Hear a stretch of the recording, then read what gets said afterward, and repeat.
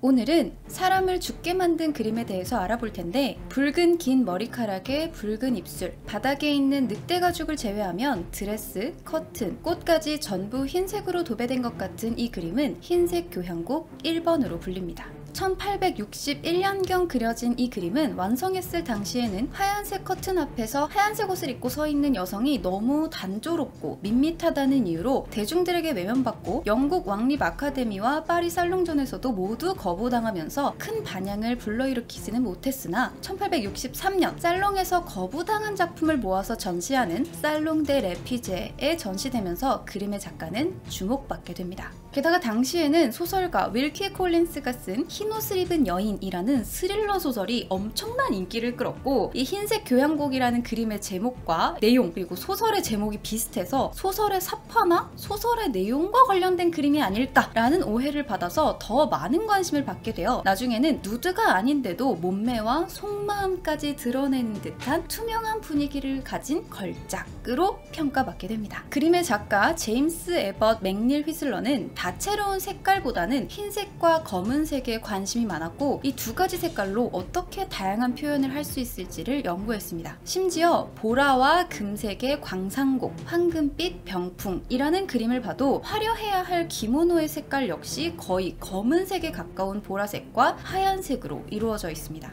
그 이후에도 하얀색 레이스 원피스를 입고 벽난로에 기댄 여성을 그린 자포니즘풍의 흰색 교향곡 2번과 새로운 모델을 등장시켜서 구석에 연노란색 드레스를 입히고 가운데 굉장한 존재감을 뽐내며 흰색 의자에 반쯤 누워있는 흰 드레스를 입은 여성 2명이 등장하는 흰색 교향곡 3번을 연달아 그렸는데, 이 시리즈의 주인공은 늘 휘슬러의 모델이자 연인이었던 조안나 히피넌이었습니다. 휘슬러는 특히나 그녀가 흰색 옷을 입은 모습을 좋아해서 그림을 연백색으로 가득 채웠습니다. 여기에 쓰인 연백색 안료는 오일을 섞어서 바탕칠에 애용되었기 때문에 파운데이션 화이트, 은처럼 빛난다고 해서 실버 화이트, 다른 안료를 조금 섞었으면 작은 유리 조각처럼 반짝거린다고 해서 플레이크 화이트 등의 별명이 붙기도 했고, 제조 장소에 따라서 프렌치 화이트, 노팅엄 화이트, 베를린 화이트 등으로도 불리며 19세기까지 서양 미술사에서 매우 큰 비중을 차지한 안료이며 특유의 하얀 빛깔로 다른 화가들에게도 사랑을 받았습니다. 입자가 가늘어서 바르면 은은하게 반짝거리면서 광택과 발색이 좋고 변색되지도 않으면서 빠르게 마르고 갈라짐도 거의 없고 접착성도 좋으니까 거의 완벽해 보이는 안료였어요. 특히나 그림자와 음영이 지는 모습을 진짜 잘 쓰던 렘브란트가 연백색을 잘 썼고, 휘슬러 역시 넓은 면의 이 색을 자주 사용했기 때문에 흰색을 사랑한 화가로 불리면서 그의 그림은 바로 앞에서 감상하면 창백한 빛이 아른거리면서 묘한 매력을 발산한다고 합니다. 이렇게 예술계를 점령한 하얀색은 사람들의 일상생활에서도 유행하기 시작했고, 흰색 옷은 물론 흰색 가방, 흰색 구두, 흰색 페인트, 흰색 모자 등 다양한 흰색 물건이 유행했고, 특히나 여성들이 사용하는 미백 화장품에는 이 연백색 안료를 만드는 데 사용되는 재료가 들어가서 블룸 오브 유스라는 이름으로도 판매되었는데, 하지만 이렇게 도시를 뒤덮은 흰색은 서서히 사람들을 죽게 만들었습니다. 바로 하얀색의 주 성분이 납이었기 때문인데, 화가들이 직접 만들어 쓰던 그 완벽해 보이던 연백색 안료는 아름답고 묘한 색감만큼이나 만드는 방법이 치명적이었습니다. 만드는 방법은 이래요. 식초에 납을 얇게 잘라서 넣고 항아리에 담아서 말똥 같은 가축의 분뇨를 채우고 밀봉을 해요. 그리고 밀폐된 따뜻한 공간에 보관한 뒤에 3개월 정도가 지나면 이 분뇨가 썩으면서 식초에서 탄산이 만들어지고 납이 증기로 바뀌면서 탄산납 가루가 돼서 가라앉는데, 이걸 꺼내서 씻어서 곱게 빻아서 말리면 그게 연백색 안료가 되는 거예요. 이 완성된 탄산납을 꺼낼 때쯤이면 항아리를 보관했던 공간이 납 증기와 열기로 가득했다고 합니다. 완벽해 보이던 안료가 죽음을 부르는 안료가 된 거죠. 사실 제가 계속 이야기하던 연백색이라는 말 자체가 연한 하얀색이라는 말이 아니라 납 연자를 써서 연백색이고, 영어로도 납을 뜻하는 레드를 붙여서 레드 화이트라고 부릅니다.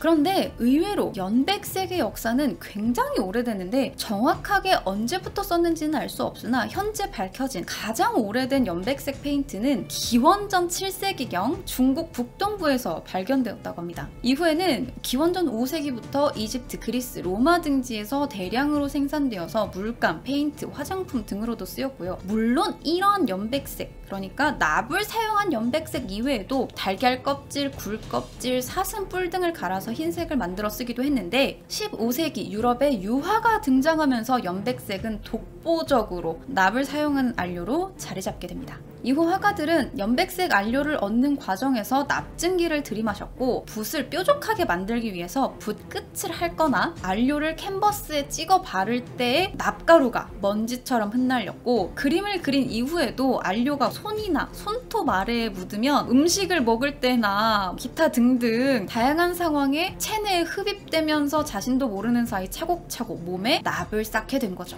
이렇게 납을 장기적으로 복용하면서 납 중독에 걸리게 되면 증상 중 하나로 변비에 걸리곤 했는데 화가들에게 생긴 이러한 변비를 화가의 산통이라고 부르기도 했습니다. 그러니까 얼마나 일반적으로 납 안료를 썼는지 알겠죠? 화장품 역시 마찬가지로 오랜 기간 동안 납을 사용했는데 이집트에서는 납과 황이 섞인 검은 방연석으로 눈화장을 했고 영국에서는 납과 탄산염이 섞인 하얀색 백연석을 피부에 발라 얼굴을 하얗게 만들었습니다. 아까 설명한 블룸 오브 유스라는 화장품에도 납이 들어갔고 한국에서도 쌀가루로 만든 백분에 납가루를 섞은 박가분이라는 화장품이 유행하기도 했는데 이런 납 화장품을 바른 여성들은 피부 질환이나 근위축, 신경마비, 납중독으로 인한 정신장애를 앓는 등 고통을 받았습니다. 이렇게 다양한 곳에 쓰인 납은 굉장히 부드럽고 유연해서 가공이 쉬웠기 때문에 인류가 가장 먼저 재련에 사용한 금속 중 하나로 꼽히고 문명을 바꾼 7가지 금속으로도 불릴 만큼 오랜 기간 애용되어 왔습니다. 얼마나 오래됐냐? 무려 기원전 6400년경에 만들어진 납구슬이 터키 지역에서 발견됐고 기원전 5000년에 이집트는 도기에 유약을 바르는데 납이 사용되었으며 바빌론의 공중정원에도 납판을 깔았다라고 전해지고 기원전 2000년에는 고대 이집트에서 여러 색깔의 납 광석들이 색칠에 사용되었고 기원전 900년경에 쓰여진 구약성서 출애굽기에도 바다가 그들을 덮으니 그들이 거센 물에 납같이 잠겼나이다 라는 구절이 등장합니다. 고대 그리스인들은 기원전 650년에서 350년에 은을 재련할 때 많은 양의 납을 부산물로 얻었으며 이를 페인트 안료로 애용했다라고 알려져 있어요. 그리고 납하면 빼놓을 수 없죠. 특히나 로마 제국은 납을 대량으로 사용한 첫 번째 문명으로 알려져 있는데 로마에서는 납을 사용하지 않는 곳을 찾기가 더 어려웠습니다. 물러서 가공이 쉬운 데다가 물에 닿아도 녹슬지 않았기 때문에 로마인들은 지붕, 수도관, 냄비, 식기, 동전 등에도 납을 사용했고 페인트로 만들어 발랐을 때 방수까지 완벽했기 때문에 벽에도 납을 발랐습니다. 지붕부터 식기, 수도관이 전부 납으로 도배된 수준인데 로마인들의 납사랑은 여기서 끝나지 않습니다. 요리사들도 납에 관심을 가집니다.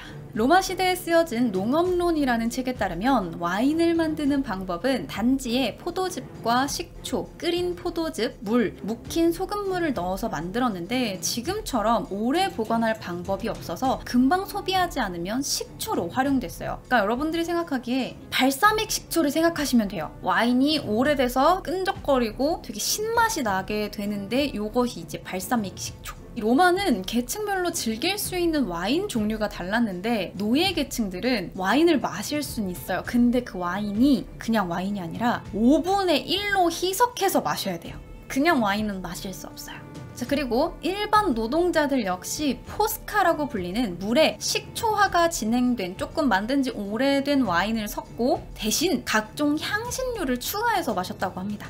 그러면 조금 덜 하겠죠? 자, 그렇다면 상위 계급들은 뭘 마셨을까요? 상위 계층의 로마인들은 노동자 계급의 그 싸구려, 싼맛 나는 그 신 와인 대신 포도를 말려서 최대한 당도를 높이고 이것도 모자라서 납으로 만든 그릇에 와인을 끓여 마십니다. 납그릇에 와인을 끓이거나 와인에 납을 넣으면 와인의 아세트산이 납에 반응해 단맛이 나게 되는데 이게 너무 달아서 오히려 소금물을 첨가해서 마실 정도였다고 합니다.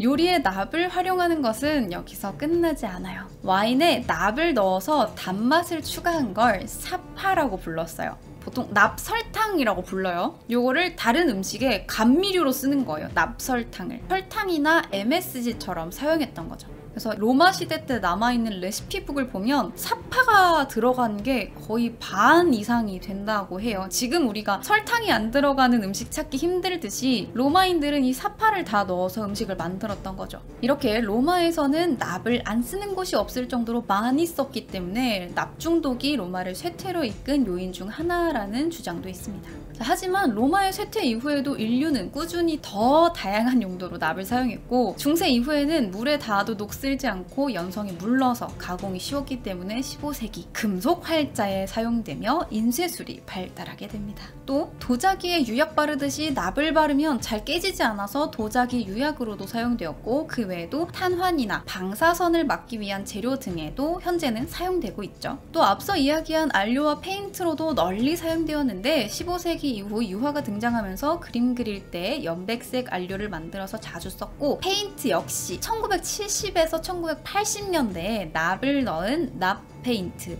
더치보이가 유명했습니다. 참고로 이러한 납 페인트는 백악관에도 발랐다라고 알려져 있어요. 백악관은 처음 지어질 때 전부 사암으로 만들었기 때문에 비나 풍화 작용에 굉장히 취약했고 이를 방지하기 위해서 방수 기능이 있는 하얀색 페인트를 칠했는데 이것이 납 페인트라는 이야기가 있습니다. 그래서 나중에 이걸 다 긁어냈어야 했다고 해요. 그러니까 1970에서 80년대에도 이게 납 페인트가 이렇게 위험하다는 인식이 없어서 그때는 발랐는데 나중에 시간 지나니까 이게 납 페인트가 너무 위험하다라고 해서 지금은 다시 새로 바른 거라고 해요. 아무튼 이렇게 백악관에서 납 페인트를 바를 정도니까 일반적인 건물이나 가정집에서는 얼마나 많이 사용했겠어요. 흰색이라 깔끔하고 예쁜데 방수 기능도 있죠. 시간이 지나도 변색도 안 되죠. 얼마나 완벽해 보였겠어요. 이렇게 다양한 곳에 쓰이던 납의 위험성을 인지한 건 20세기에 들어서였습니다. 그때까지도 납 페인트는 계속 생산되고 사용되었고 1950년까지 유럽 국가들이 페인트에서 납 화이트 사용을 금지했지만 다른 국가에서는 이걸 입법화하는 데 훨씬 더 오래 걸려서 미국에서는 1977년에서야 금지가 되었고 영국은 그보다 더 늦은 1991년에야 금지가 됐습니다. 하지만 납으로 만든 수도관은 아직도 미국에서 꽤나 많이 사용되고 있어서 바이든 정부 때는 엄청난 예산을 들여서 이 납 수도관을 바꾸는 프로젝트를 하기도 했습니다. 자, 이렇게 오늘은 인류를 발전시키기도 인류의 건강을 위협하기도 했던 금속인 납에 대해서 알아봤고요.